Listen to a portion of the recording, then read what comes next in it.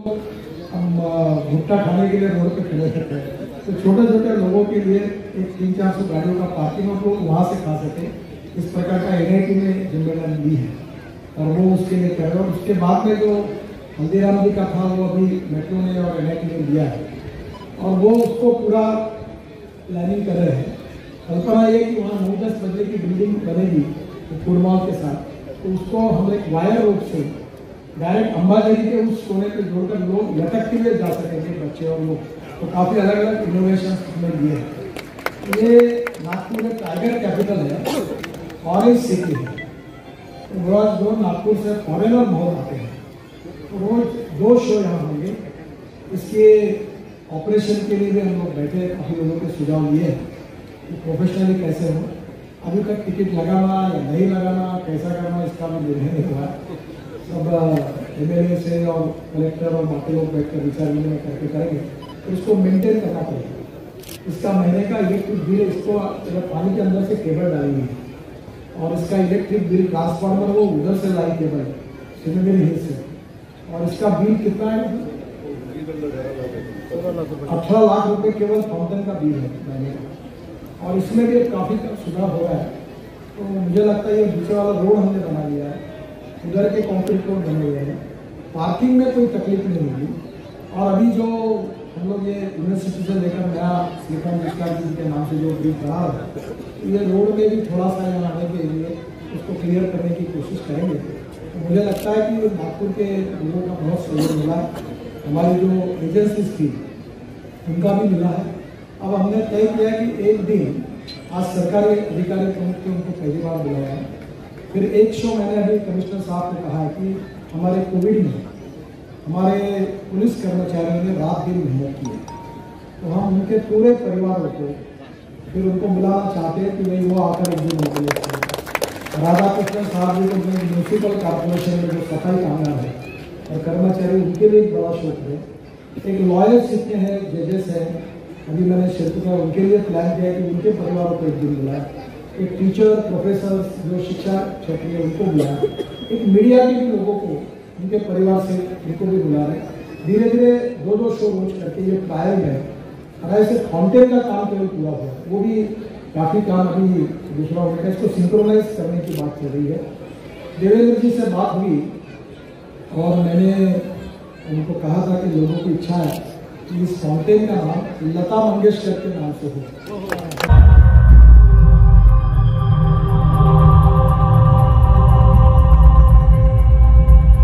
पहली बार नागपुर का नाम लिखा हुआ या दर्ज किया हुआ मिलता है 940 ईस्वी में, यानी 940 AD, एक कॉपर प्लेट पर देवड़ी गांव में, जो आज के वर्धा जिला में है।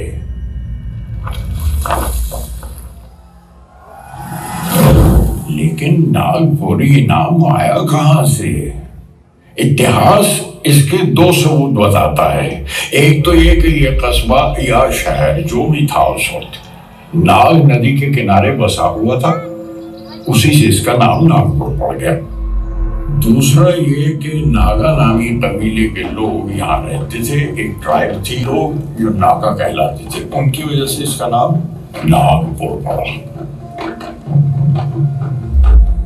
रामायण में जिक्र आता है कि वंध्या और सतपुड़ा के बीच में घना जंगल था, जो दंडकारण्य के नाम से मशहूर था, और नागपुर उसमें शामिल था। और ये भी 250 ईस्वी मतलब AD में वाकाटक वंश के राजा विंध्या शक्ति ने विदर्भ में अपना राज स्थापित।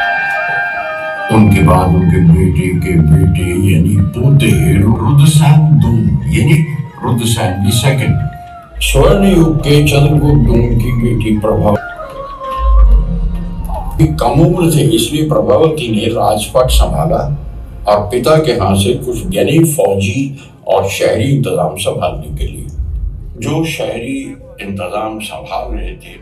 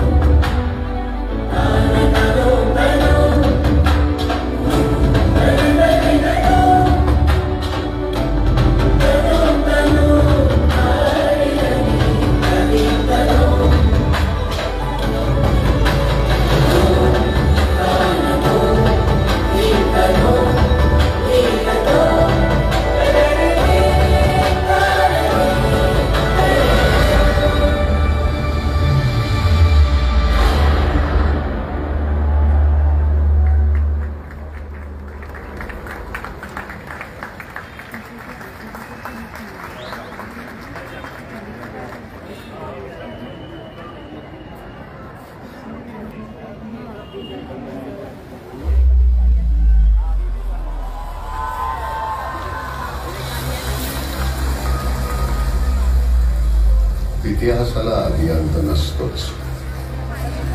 इतिहासाची एक सुरुवात शोधायला गेलो तर आणखीन एक सुरुवात सापडते. प्रत्येक सुरुवातीच्या आधी अशा कितीतरी सुरुवात वाटावी अशा घटना सापडतात. क्षितिजाला पकडायला जाण्याचा प्रयत्न करण्यासारखा आहे. कधीही हातात येत नाही, पुढं पुढं जात राहत.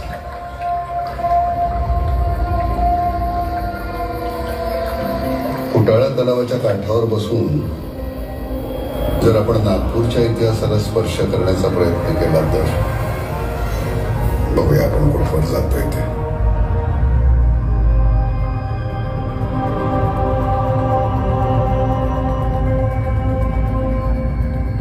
नागपूर हे नाव पहिल्यांदा इसवी सन 940 म्हणजे 940 AD मध्ये वर्धा जिल्ह्यातल्या देवडी गावात एका ताम्रपटावर कोरलेलं आढळलं.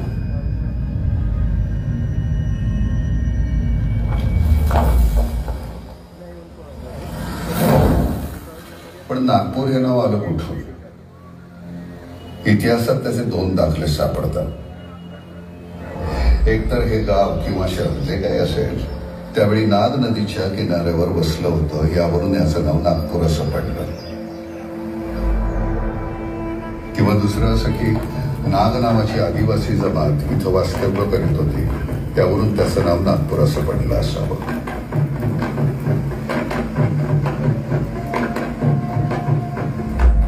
रामायणामध्ये असा उल्लेख आहे की विंध्य आणि सातपुडा पर्वतांच्या रांगांमध्ये एक घनदाट जंगल होतं जे दंडकारण्य या नावानं प्रसिद्ध होतं. यात नागपुराचा समावेश होता आणि हे विदर्भातलं एक महत्वपूर्ण शहर होतं.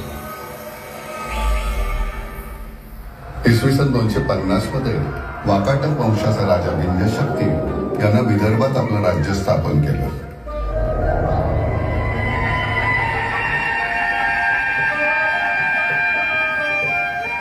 त्याच्यानंतर त्याचा नातू रुद्रसेन द्वितीय यांनी सुवर्ण युगातील चंद्रगुप्त द्वितीय याची मुलगी प्रभावती सोबत विवाह केला.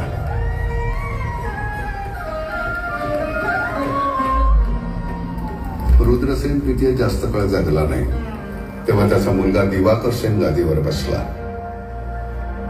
तो वयानं लहान होता म्हणून प्रभावतीनं राज्यकारभार हाती घेतला आणि आपल्या वडिलांच्या राज्यातून काही मोठ्या अधिकाऱ्यांना बोलावून घेतलं. एक मिलिटरी म्हणजे लष्करी आणि एक सिव्हिल म्हणजे नागरी व्यवस्था सांभाळण्यासाठी. जे नागरी व्यवस्था सांभाळत होते ते जगद्विख्यात संस्कृतचे महाकवी कालिदासजी होते.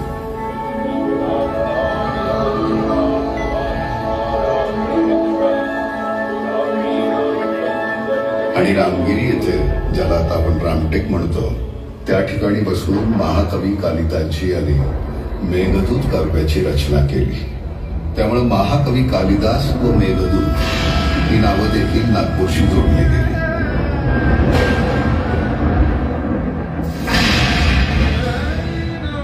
इतिहासाची कूस बदलायला कधी कधी एक शतक ओलांडतं आणि काळ बदलतच असतो. 13व्या शतकात जेव्हा दक्षिणेत यादवांचं राज्य होतं तेव्हा मराठी साहित्यानं खूप प्रगती केली.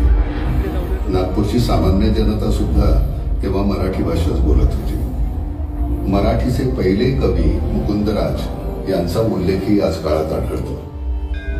हेमाद्री नावाच्या यादव राजानं आपल्या काळात अनेक मंदिरं आणि इमारती सुद्धा बांधल्या आणि ती हेमाडपंथी स्थापत्य कला या नावानं प्रसिद्ध झाली. आदासा, अंबोरा, भुगाव, रामटेक याशिवाय नागपूर जिल्ह्यामध्ये आणि विविध ठिकाणी हेमाडपंथी मंदिरं आजही पाहायला मिळतात. परंतु 13व्या शतकाच्या अखेरीस इसवी सन 1318 मध्ये कुतुबुद्दीन मुबारक शाह यानं यादव राजा हरपाल देव याचा पराभव करून विदर्भ आणि महाराष्ट्रातील मोठ्या भागात इस्लामिक संस्कृतीची सुरुवात केली.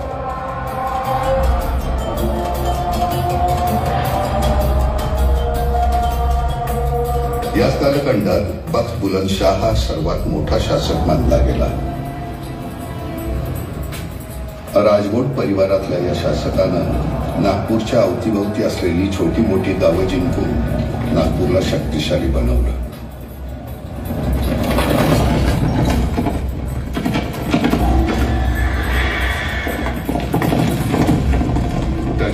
चांद सुलतान गादीवर बसला. त्यानं नागपूरला आपली राजधानी स्थापित केली.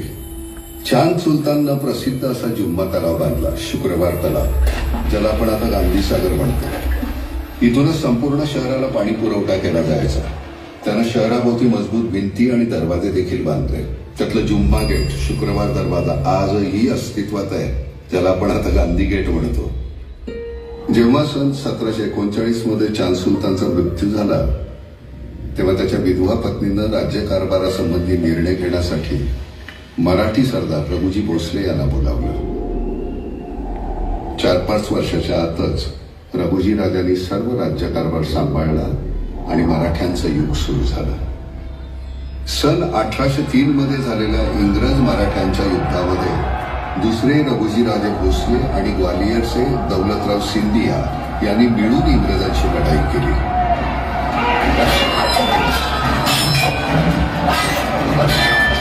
त्यात ते हरले. राज्याचा मोठा हिस्सा इंग्रजांना द्यावा लागला. इथून इंग्रजांचा काळ सुरू झाला.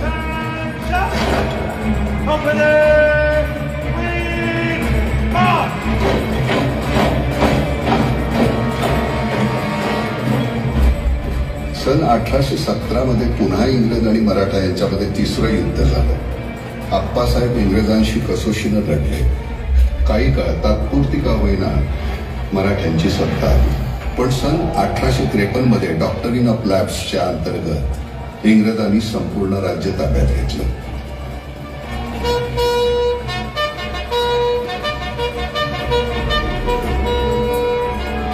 सन 1857च्या म्हणजे आपल्या पहिल्या स्वातंत्र्य युद्धाच्या बरोबर 4-5 वर्षापूर्वीची ही गोष्ट आहे.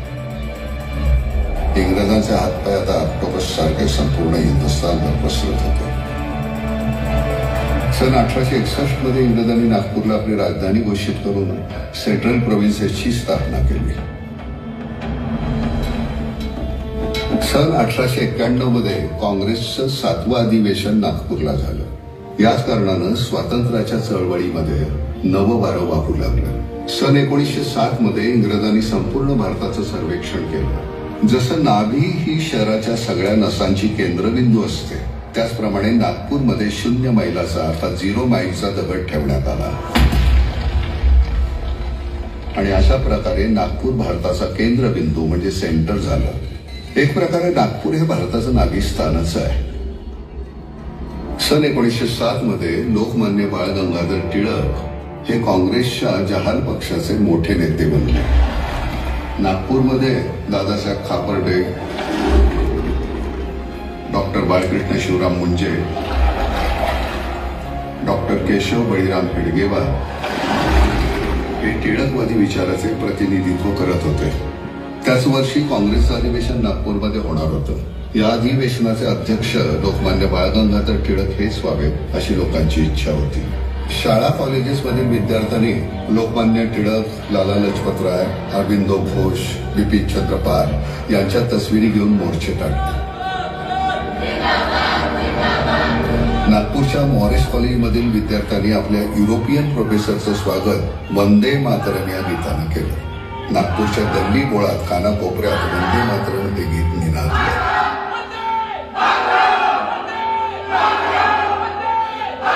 आणि एक नवीन आंदोलन, नवीन चळवळ सुरू झाली, बायकॉट ब्रिटिश गुड्स. सन 1920 मध्ये जेव्हा लोकमान्य टिळकांचं देहावसन झालं त्यावेळी काँग्रेसमध्ये मोठ्या प्रमाणावर बदल, फेरफार सुरू झाले होते. महात्मा गांधीजी यांनी संपूर्ण स्वातंत्र्याच्या आंदोलनाची सुरुवात नागपूरपासून 75 किलोमीटर अंतरावर असलेल्या सेवाग्राम या ठिकाणावरनं केली आणि सेवाग्राम ही त्यांची कर्मभूमी बनली. सन 1925 मध्ये विजयादशमीच्या दिवशी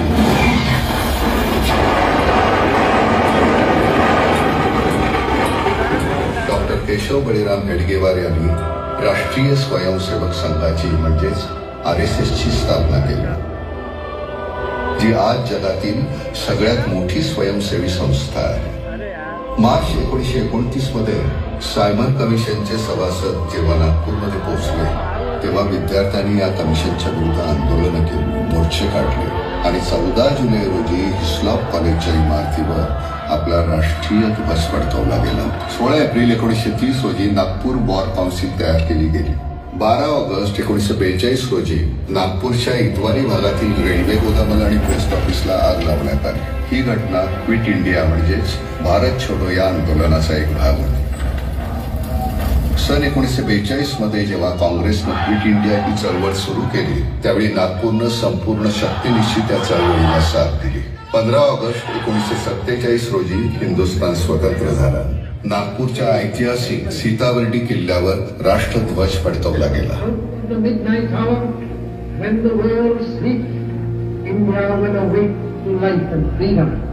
14 ऑक्टोबर 1956 रोजी डॉक्टर बाबासाहेब आंबेडकर यांच्या नेतृत्वाखाली नागपूरमध्ये 3,80,000 लोकांनी बुद्ध धर्म स्वीकारला. दीक्षाभूमी हे नागपुरातील एक मोठे पावन स्थळ आहे.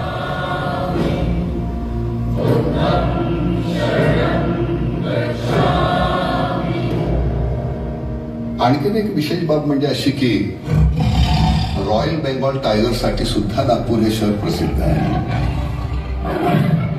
नागपूरला संत्रा नगरी या नावासह टायगर कॅपिटल ऑफ इंडिया या नावानं देखील संबोधलं जातं. प्रिंट मीडियाच्या क्षेत्रात देखील नागपूरचं योगदान मुळीच कमी नाही बरं का. देशसेवक या नावानं पहिलं मराठी वृत्तपत्र सन 1907 मध्ये नागपुरात सुरू झालं आणि सन 1922 मध्ये संस्कृत मधलं पहिलं द्वैमासिक मॅगझिन प्रकाशित केलं गेलं.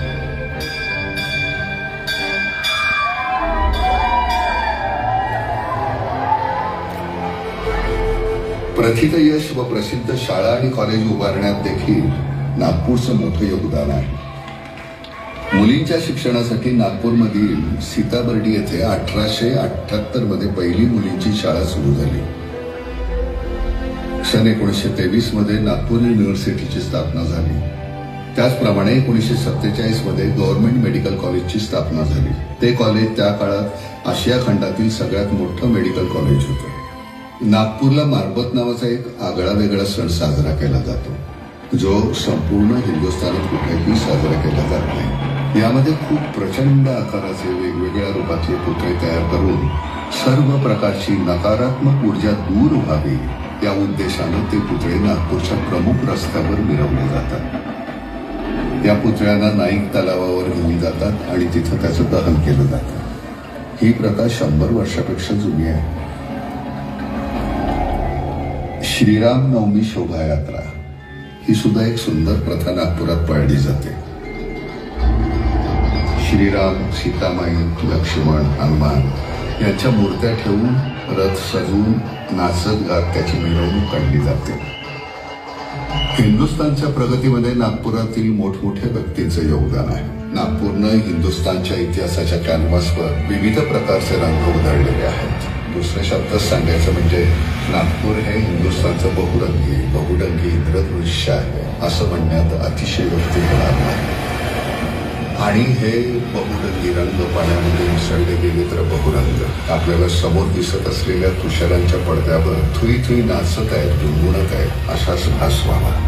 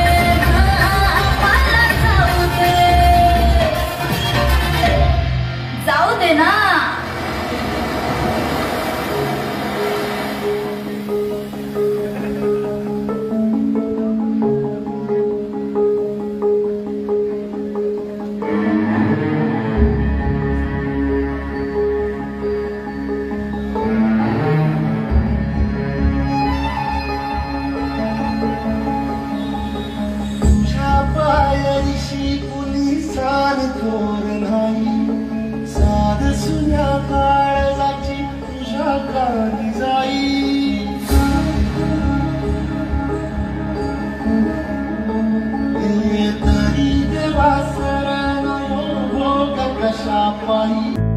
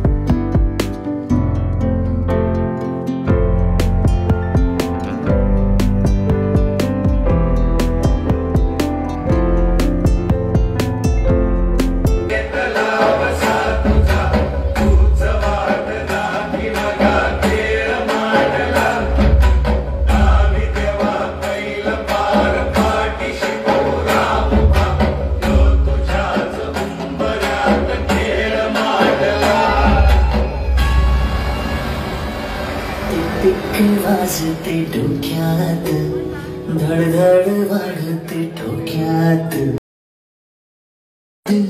वाढते